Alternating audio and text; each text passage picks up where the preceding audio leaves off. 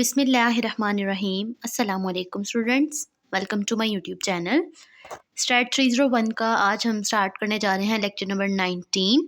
Final term की preparation हम साथ स्टार्ट करेंगे और मैं आपको बताऊंगी कि कौन से आपके जो है ना टॉपिक्स इंपॉर्टेंट हैं कि आप सिर्फ वही करें तो आपका पेपर अच्छा हो जाएगा। तो सबसे पहले आज है लेक्चर नंबर 19 में बताया the relative frequency definition of probability. तो सबसे पहले आप ये समझें कि प्रोबेबिलिटी क्या होती है। प्रोबेबिलिटी कहते हैं आपके पास चांसेस ऑफ अकरेंस, यानी कि कोई भी इवेंट है वो कितनी दफ़ा हो सकता है, उसकी हैपनिंग कितनी दफ़ा हो सकती है, इसको हम कहते हैं प्रोबेबिलिटी। क्योंकि प्रोबेबिलिटी क्या होती है, ये चांसेस होते हैं किसी भी चीज़ के अकर करने के। होप्स आपको ये चीज़ समझ आ गई होगी, क्लियर हो जाएगी। फिर देखिए कहते हैं if a random experiment is repeated a large number of times. आपके पास कोई भी एक एक्सपेरिमेंट है, ठीक है, रैंडमली आपने लिया है और वो बार बार रिपीट होता जा रहा है से n times under identical conditions and if event A is observed to occur m times, then the probability of event A is defined as the limit of the relative frequency as n tends to infinitely। आप देखें वो कह रहे हैं कि आपके पास एक event है, वो बार बार रिपीट होता जा रहा है और वो n number of times repeat हो रहा है, तो फिर उसमें आप क्या करते हो, आप लिमिट लगा देते हो उसके ऊपर। और क्या होता है, वो लिमिट आपके पास इन्फिनिटी तक जा रही है। इन्फिनिटी तक क्यों जा रही है? बिकॉज वो आपके पास बार बार रिपीट होता जा रहा है, रिपीटेडली इवेंट जो है ना वो अकर कर रहा है। तो आप उसको लिख सकते हो पी ए, यानी कि probability of A equals to limit n approaches to infinity m divided by n. ठीक है, तो ये एन अप्रोचेस टू इन्फिनिटी बता रहा है कि आपके पास जो इवेंट है वो नंबर ऑफ टाइम्स हैपन हो रहा है। ठीक है, होप्स आपको ये चीज़ क्लियर होगी होगी। इसमें बस यही बात थी जो आपको पता होनी चाहिए। ठीक है, फिर उसके बाद यहाँ पे आपको नज़र आ रहा होगा एग्जाम्पल नंबर 1 ही देख लेते हैं। दो एग्जाम्पल भी इन्होंने यहाँ पे दिए हैं, ये भी देख लें पहले। From a coin tossing experiment and data from data on the number of boys and girls born। इस पे इन्होंने कहा स्टैटिकल प्रोबेबिलिटी कैसे आप अप्लाई करते हो। जैसे कहते हैं आपके पास कॉइन है, वो आप टॉस करते हो, अब उसके ऊपर आप एक्सपेरिमेंट करोगे, या तो वो आपके पास हेड आएगा या आपके पास टेल, और आप उसको रिपीटेडली करते जाएंगे तो हो सकता है कि मैनी टाइम्स आपके पास हेड आए, मैनी टाइम्स आपके पास टेल आए, लेकिन चांस ऑफ अकरेंस इन दोनों के दरमियान ही रहेगा। ठीक है, फिर बताया हुआ कि नंबर ऑफ आप बॉयज़ एंड गर्ल देखते हो कि कितने जो गर्ल्स बॉर्न हुई हैं, बॉयज़ बॉर्न हुए हैं, तो ये जो है ना यहाँ पे पास स्टैटिस्टिकल प्रोबेबिलिटी की एग्जांपल्स थी। फिर आ जाएं, यहाँ पे इन्होंने जो है ग्राफ दिया हुआ है जिसमें आपको ये समझाया हुआ है कि आपके पास अगर हम प्रोपोर्शन फाइंड करते हैं कि हेड कितनी दफ़ा आया है जब आपने टॉस किया है कॉइन को, तो इन्होंने जो है ना वो ग्राफ के थ्रू जो है ना वो आपको बताना चाहा है कि देखें इस पॉइंट पे हमारे पास जो है ना वो नंबर ऑफ़ हेड आए हुए हैं, तो इसको आप प्रोबेबिलिटी को इस तरह से डिफ़ाइन कर सकते हैं बस। उसके बाद आपके पास एक और एग्जाम्पल है। इस एग्जाम्पल में कहते हैं The following table shows the proportion of male birds that have been worked out for the major regions of England as well as the rural districts of Dorset। क्या कहते हैं डोरसेट, क्या कहते हैं कि 1956 में जितने भी मेल जो हैं उनकी बर्थ हुई है उसकी प्रोपोर्शन आपको जो है उन्होंने गिवन की हुई है। अच्छा, अब देखिए प्रोबेबिलिटी और स्टैटिस्टिक्स क्या होता है। स्टैटिस्टिक्स में ये चीज़ है ना कि आपको एक जो है ना वो बाकायदा हर चीज़ जो है ना वो ग्राफिकल फॉर्म में मिल जाती है, आपको डाटा जो है ना वो कलेक्शन मिल जाती है ताकि आपको डाटा असेंबल करने में, डाटा कलेक्ट करने में और डाटे को उसके मज़ीद वर्किंग करने के लिए आसानी प्रोवाइड होती है। ठीक है, अब जो बार बार चीज़ें रिपीट हो रही हैं वो भी आपको बीच में नज़र आ रही होंगी कि साउथ वेस्टर्न में देखें 0.513, इसी तरह से आपके पास है east and west riding 0.513। It means कि आपके पास कुछ सेम चीज़ें हैं मेल बर्ड की, वो रिपीट हो रही हैं और इसी रेपिटेशन के लिए हम जो प्रोबेबिलिटी का इस्तेमाल करते हैं। ठीक है, तो ये इन्होंने आपको ग्राफ के थ्रू कुछ समझाना चाहा है कि किस तरह से जो है ना वो आपके पास प्रोबेबिलिटी वर्क करती है। फिर आता है प्रोबेबिलिटी की आपके पास 2 काइंड्स हैं, एक होती है क्वान्टिफिएबल और दूसरी है नॉन क्वान्टिफिएबल। क्वान्टिफिएबल में आपके पास 2 आगे से टाइप्स हैं मज़ीद, आप प्रियोरी probability, verifiable through empirical evidence. एक तो आपके पास ऐसी टाइप है जिसमें आप प्रोबेबिलिटी को वेरीफाई करते हो, वेरीफिएबल फॉर्म होती है आपके पास। ठीक है, और एक है स्टैटिस्टिकल प्रोबेबिलिटी, एम्पिरिकल और पोस्टीरियरी प्रोबेबिलिटी, जिसमें क्या होता है कि आपके पास सिर्फ स्टैटिस्टिक्स को मेनली कंसर्न किया जाता है। ठीक है, स्टैटिस्टिशियंस को। फिर आता है नॉन क्वान्टिफिएबल, इसमें इंडक्टिव, सब्जेक्टिव और पर्सनलिस्टिक प्रोबेबिलिटी आ रही है नेक्स्ट टाइप्स। इसमें जो है ना आपके पास करने वाला कुछ भी नहीं है, जस्ट आप इनको जो है ना रीड करें, मे बी MCQs के तौर पर आ जाए, लेकिन ये भी नहीं आता, ठीक है। बस आपको समझा रही हूँ कि ये चीज़ें इसमें हैं। मज़ीद जो है ना आपके पास ये चीज़ इंपॉर्टेंट है, द एक्ज़मेटिक डेफिनेशन ऑफ प्रोबेबिलिटी। ये आपके पास 3 रूल हैं, आपने इनको ज़हन में रखना है। पहला तो एग्जिम क्या कहता है कि आपके पास जो भी प्रोबेबिलिटी आएगी ना वो 0 से 1 के दरमियान होने चाहिए। चांस ऑफ अकरेंस कितना होना चाहिए, 0 या 1 के दरमियान। PE हमारे पास है प्रोबेबिलिटी ऑफ इवेंट, ठीक है, वो 0 या 1 के दरमियान आपके पास आंसर आना चाहिए। दूसरा एग्जिम कहते हैं कि आप प्रोबेबिलिटी लेते हो किसी भी सैंपल की तो वो 1 के इक्वल आपने रखनी है, या फिर वो 1 के इक्वल आनी चाहिए। और थर्ड आपको कह रहे हैं कि जब आप 2 इवेंट लेते हो वो जो कि म्यूचुअली एक्सक्लूसिव इवेंट्स हैं। म्यूचुअली एक्सक्लूसिव का मतलब ये है कि आपके पास वो इवेंट जो है ना वो दोनों को दोनों सैंपल में से सबसेट होने चाहिए। सैंपल आपके पास समझो कि बड़ा सा सेट है, उसी के 2 सेट जो है ना वो आपके पास आने चाहिए। एक को A का नाम दे दें, एक को B का, तो ये आपके पास होंगे म्यूचुअली एक्सक्लूसिव। कहते हैं अगर आप उनका यूनियन लेते हो ना, ठीक है, तो उनमें यानी कि यूनियन का क्या मतलब होता है, यूनियन में कहते हैं हम चीज़ों को मिला के लिखते हैं। तो आपके पास जो यूनियन आएगा ना PA यूनियन B, वो PA प्लस PB के इक्वल होना चाहिए।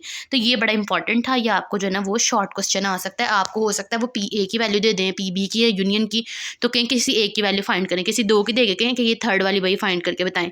तो आपने ज़हन में रखना है कि जब आपके पास ये चीज़ें गिवन होंगी तो कैसे आपने कौन सा फार्मूला लगाना है, ये वाला फार्मूला लगाना है और उसमें वैल्यूज़ को पुट करके सिंपल सा आंसर निकाल लेना है। इसमें और इसके अलावा कुछ भी नहीं है। नेक्स्ट आपके पास एग्जांपल आ जाती है जिसमें इन्होंने बताया हुआ है, आप जो है ना वो पहले देखिए, हॉरिजॉन्टली लिखा हुआ है लाइव बॉन्ड, स्टिल बॉन्ड और टोटल, और वर्टिकली लिखा हुआ है मेल और फीमेल।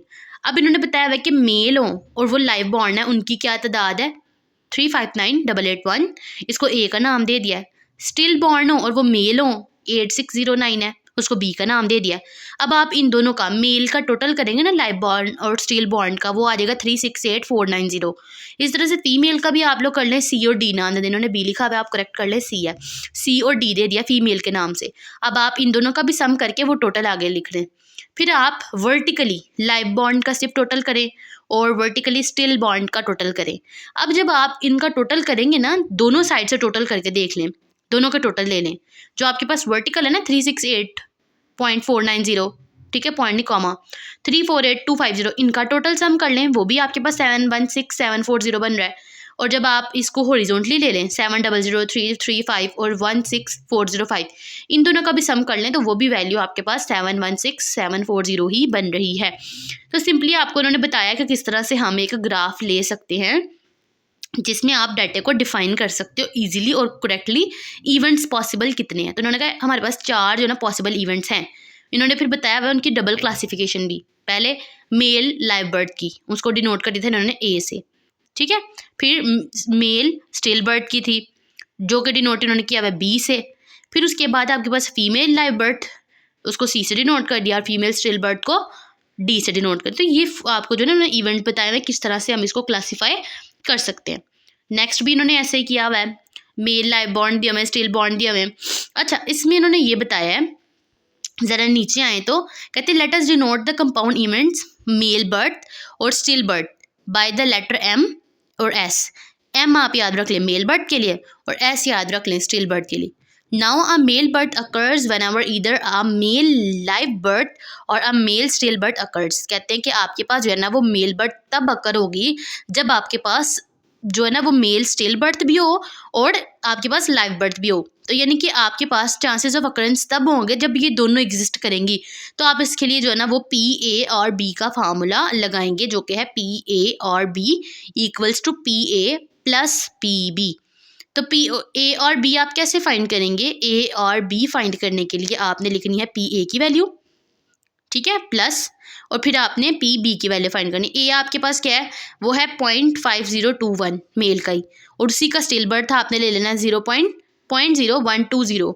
अब आप जब इन दोनों का सम करेंगे तो वो आ जाएगा 0.5141। तो ये आपके पास है एग्जाम्पल।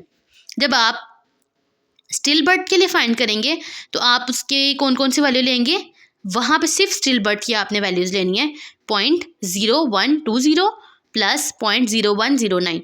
आप स्टिल बर्थ वाली लाइन देख रहे होंगे, आपको नज़र आ रही है, वो वाली आपने कंप्लीट लाइन जो है ना वर्टिकली ले लेनी है और उसको आप सम कर देंगे तो आपके पास PS आ जाएगा, ठीक है। बस ये चीज़ बताई हुई है। उसके बाद आपके पास आ जाता है लॉ ऑफ कम्प्लीमेंटेशन। तो हम लॉ कैसे फाइंड करते हैं कम्प्लीमेंटेशन? कम्प्लीमेंट आपने पढ़ा होगा पहले भी मैथ में, जब हम कम्प्लीमेंट फाइंड करते थे ना तो उसमें कहते थे कि ए का अगर कम्प्लीमेंट है वो इक्वल है यू माइनस ए, ऐसे ही था। अब जब आपने पी का प्रोबेबिलिटी फाइंड करनी है ए कम्प्लीमेंट की, तो वो आपने याद रखना है, इसमें यू तो नहीं होता ना, इसमें आपने 1 में से माइनस कर देना है वो वाला इवेंट जो कि इन्होंने बोला हुआ है कम्प्लीमेंट लें। जैसे पी ए कम्प्लीमेंट है ना, तो वो इक्वल आएगा 1 माइनस पी ए के। तो उसका ये मतलब होगा कि ये ए वाले एरिया को छोड़ के बाकी वाला आपके पास कॉम्प्लीमेंट आ गया, बाकी वाली वैल्यू आ गई है। तो ये आपके पास इंपॉर्टेंट है एमसीक्यूज के तौर पर भी, और ये शॉर्ट भी आ सकता है। आपको दे के ना वैल्यू ए की कह सकते हैं कि इसका कॉम्प्लीमेंट फाइंड करें, तो आप उस आंसर को जो उन्होंने गिवन किया ना उसको 1 में से माइनस कर लें तो आपके पास आंसर आ जाएगा। फिर आपके पास एग्जाम्पल है, a coin is tossed 4 times in succession. आपने कॉइन को टास्क किया 4 time, what is the probability of at least 1 head occur. तो कहते हैं कि आपके पास क्या प्रोबेबिलिटी होगी अगर आपके पास एक दफ़ा कम से कम हेड आ रहा है। देखें कॉइन होता है ना, उसकी 2 साइड्स होती हैं, एक होता है हेड, एक होता है टेल। कहते हैं आपने एक कॉइन को 4 दफ़ा टॉस करना है, तो इसके लिए हम पता है क्या करते हैं, 2 की पावर लेते हैं n। ये बातें आप लिख लें तो बेहतर होगा, 2 की पावर n। अब 2 की पावर n का मतलब ये है कि आपके पास कितनी नंबर ऑफ टाइम्स बोला है, यहाँ पे उन्होंने कहा 4 टाइम्स, तो 2 की पावर 4 लें। जब आप 2 की पावर 4 लेंगे ना तो आपके पास आ जाएगा 16। ये जो उन्होंने लिखा हुआ है एक्सपेरिमेंट 24, ये 24 नहीं, ये 2 की पावर 4 है, जो कि आपके पास आ रही है 16 सैम्पल्स। 16 सैम्पल्स आ रहे हैं, इसका ये मतलब है आपके पास आप ना 16 है ना 8 दफ़ा हेड लिखें, 8 दफ़ा टेल, फिर 4 दफ़ा हेड, 4 दफ़ा टेल, फिर 2 दफ़ा हेड, 2 दफ़ा टेल, फिर 1 दफ़ा हेड, 1 दफ़ा टेल। इस तरह से आपके पास एक कॉलम बनेगा, और फिर उस कॉलम से आपको समझ आएगी कि कौन सा एक ऐसा पॉइंट आ रहा है जिसके ऊपर सारी की सारी जो है ना वैल्यूज़ टेल की ओनली टेल है, उसमें हेड कोई भी नहीं आ रहा। ठीक है, उन्होंने यहाँ पे जो है ना वो शो भी करवाया कि आपके पास टोटल 16 सैम्पल्स है, जिसमें से सिर्फ एक ऐसा है जिसमें आपके पास टेल नहीं आ रहा। तो पी ए आपके पास है 1/16। अब जब आप इसका कॉम्प्लीमेंट लेंगे ना, उन्होंने कहा भाई कॉम्प्लीमेंट लें, एटलीस्ट 1 हेड अकर, किसमें सिर्फ एक आ रहा है, तो उसके लिए आप पी ए तो आ गया, तो उस 1 में से माइनस कर दिया पी ए को, यानी कि 1 में से हमने माइनस कर दिया 1/16, तो आपके पास वो आ जाएगा 15/16, यानी कि आपके पास 15/16 जो है ना वो आपके पास है पी ए कम्प्लीमेंट। अगर आपको नहीं समझ आई कि मैंने कैसे टेबल का बताया, आप मुझे बता सकते हैं, नेक्स्ट वीडियो में जो है ना मैं वो आपको बाकायदा वो वाला टेबल बनाना सिखा दूंगी, कैसे हमारे पास जो है ना वो 2 की पावर 4 का हमने सैम्पल्स बनाए हैं। ठीक है, फिर एडिशन लॉ है, उसमें पी ए यूनियन बी कहते हैं आपके पास इक्वल होता है P A plus P B minus P A intersection B. तो ये याद रखना है, ये आपके पास इवेंट तब आता है लॉ जब आपको बोला जाए कि ये एडिशनल का लॉ है। If 2 events A and B are not mutually exclusive, mutually exclusive होंगे ना तो सिर्फ वो P A plus P B तक होगा, लेकिन अगर वो म्यूचुअली एक्सक्लूसिव नहीं है तो फिर आप ये वाला इवेंट इस्तेमाल करेंगे P A plus P B minus P A intersection B. तो होप सो आपको आज की वीडियो इंटरेस्टिंग लगी होगी, मैंने सिर्फ आपको वो मेन पॉइंट बताए हैं जो पेपर के लिहाज से इंपॉर्टेंट है। तो मिलते हैं अपनी नेक्स्ट वीडियो में, तब तक के लिए अल्लाह हाफिज़।